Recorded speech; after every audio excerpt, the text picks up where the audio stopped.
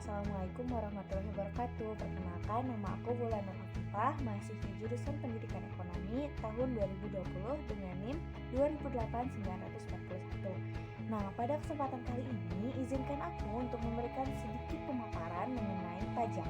Nah, barangkali teman-teman ada yang nggak tahu nih, pajak itu apa sih? Nah, aku bakalan jelasin di video ini gitu ya, apa itu pajak dan penjelasan mengenai PPh pasal 23.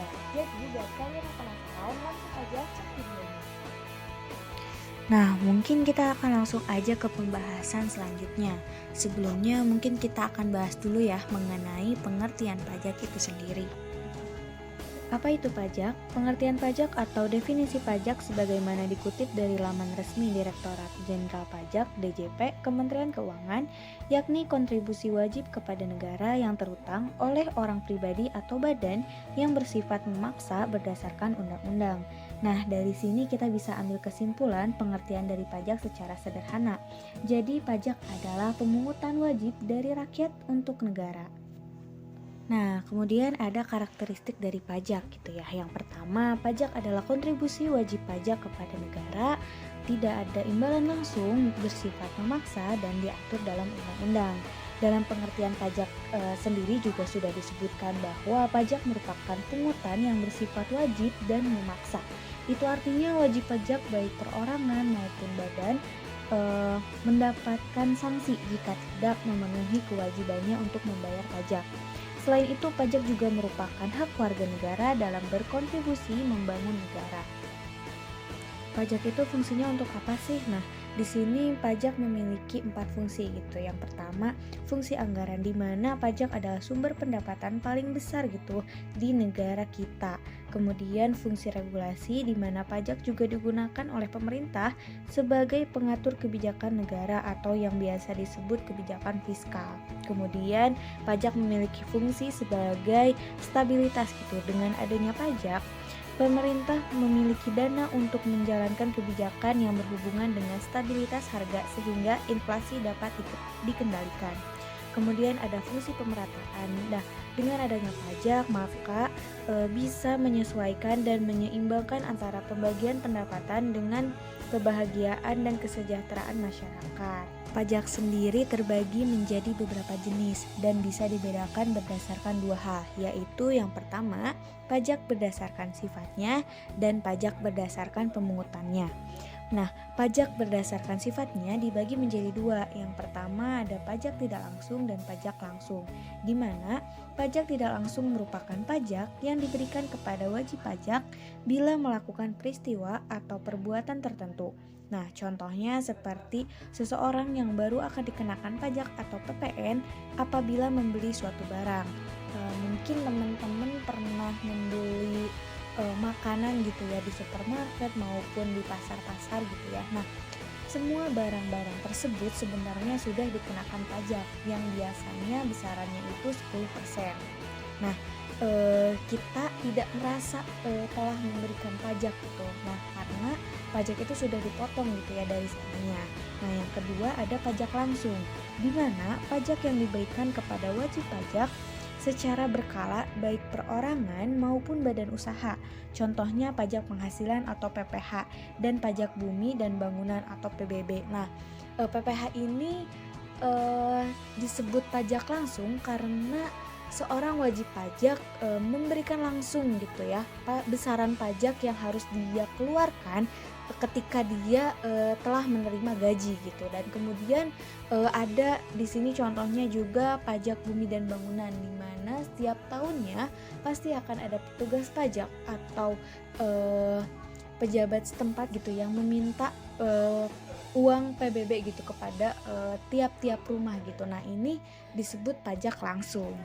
Jika dilihat dari jenis pajak gitu ya, pajak berdasarkan pemungutannya, pajak juga dibagi menjadi 2. Yang pertama ada pajak negara dan kemudian ada pajak daerah, di mana pajak negara ini dipungut oleh negara atau pemerintah pusat. Nah, Pajak yang termasuk ke dalam jenis pajak ini apa sih? Yang pertama ada PPN, PPH, dan PPNBM. Kemudian ada pajak daerah di mana pajak ini dipungut oleh pemerintah daerah seperti PBB, pajak kendaraan bermotor, pajak restoran, dan BPHTB. Jika dilihat dari jenisnya, PPH pasal 23 merupakan pajak langsung yang pemungutannya dilakukan oleh pemerintah pusat guna kepentingan negara. Nah, dari pengertiannya sendiri, PPH pasal 23 adalah pajak yang dikenakan pada penghasilan atas modal, penyerahan jasa atau hadiah, dan penghargaan selain yang telah dipotong di PPH pasal 21. Sekarang kita akan mempelajari tarif pajak PPH pasal 23 dan objeknya. Nah, tarif pajak pasal 23 ini ada dua. Yang pertama, tarif 15% dari jumlah bruto atas dividen kecuali pembagian dividen kepada orang pribadi dikarenakan final, bunga, dan royalti. Kemudian ada tarif 15% dari jumlah bruto atas hadiah dan penghargaan yang salah satunya telah dipotong oleh PPH pasal 21. Kemudian ada PPH pasal 23 yang tarifnya 2% dari jumlah bruto atas yang pertama tarif 2% dari jumlah bruto atas sewa dan penghasilan lain yang berkaitan dengan penggunaan harta kecuali sewa tanah dan atau bangunan.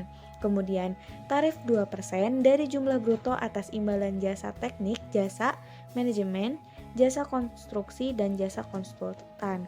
Kemudian tarif 2% dari jumlah bruto atas imbalan jasa lainnya adalah yang diuraikan dalam Peraturan Menteri Keuangan Nomor 141 PMK 03 /2015 dan efektif mulai berlaku pada tanggal 24 Agustus 2015.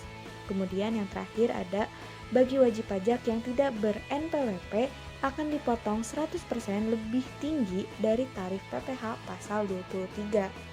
Nah, mungkin kalau misalnya teori nggak kebayang gitu ya, kayak gimana sih PPH pasal 23 ini, dan mungkin dari teman-teman juga nggak pernah gitu yang ngerasain bayar pajak gitu ya, bayar pajak penghasilan gitu. Nah, di sini aku bakalan kasih contoh. Yang pertama, contoh perhitungan PPH pasal 23 tarif 15%, di mana contohnya seperti ini.